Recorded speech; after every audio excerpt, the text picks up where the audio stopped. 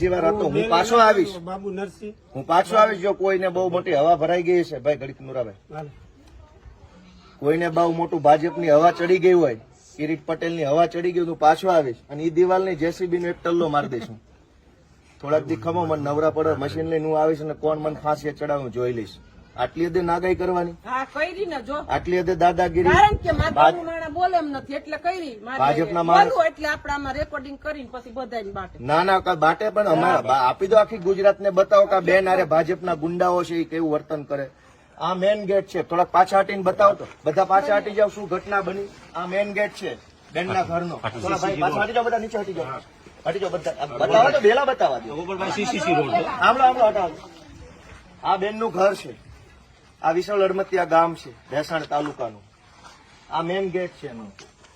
હવે અહીંયા ભાજપના માણસે ડેલા મૂકી દીધા અહીંયા સળંગ. આ બધા અમે હાથે અડસેલ્યા.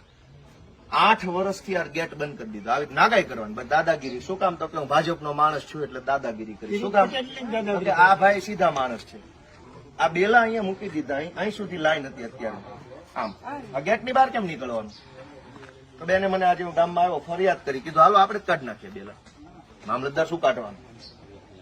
બરાબર. મામલતદાર ભાઈ આવતા સરપંચ ભેસાણ તાલુકા ભાજપનો ઉપપ્રમુખ છું. આ જે બનાવ બન્યો એનો હું આ બધી રીતે મેં વાકેફ છું. પંચાયતને ભેગી રાખી મામલતદાર શ્રી, પ્રાંતશ્રી આ બધા હુકમ કરેલા છે. આ પ્રાંતશ્રીનો હુકમ છે. હકીકત આ 292 વાળાનો આ બાજુ હલાણ નથી. પછી આ મામલતદારશ્રીનો હુકમ છે. એને એવું રોજકામ કરી અને આ લોકોને દફતરે કરેલી છે ફાઇલ કે તમારું હલાણ પોલીસ બાજુ છે. અને ગોપાલભાઈ અહીંયા આવી અને આવા ખોટા વગ્ર વિરોધ કરી અમારે બે પાર્ટીનું કાંઈ લેવા દેવા નથી. અમે પંચાયતમાં ગામના મતોથી ચૂંટાયેલા છે, અમારે કાંઈ લેવા દેવા નથી. પણ એ અવારનવાર એમ કહે છે ભાજપના ગુંડા. હવે આ કર્યું એ ગુંડો તો તું છો ભાઈ મોટો. અત્યારે તે પાટીદારના 14 છોકરાને હોમી દીધા, તારે અમારા ગામમાં આવી અને આવું કૃત્ય કરવાનું ભાઈ અમને બધાવાસ તારે. કોર્ટ હુકમ કરે તો આ પેલા આ પાર્ટી લેવા અત્યારે તૈયાર છે. આ કેસ કોર્ટમાં હાલી રહ્યો છે 4 વર્ષની અંદર. તો છતાંય તું ભાઈ કોણ? મામલતદારથી મોટો તું, પ્રાંતથી મોટો તું. તો આવી રીતે તું અહીંયા આવીને માણસોને બધવાનું કરે, જ્યાં વિડીયો શોબાજી કરે.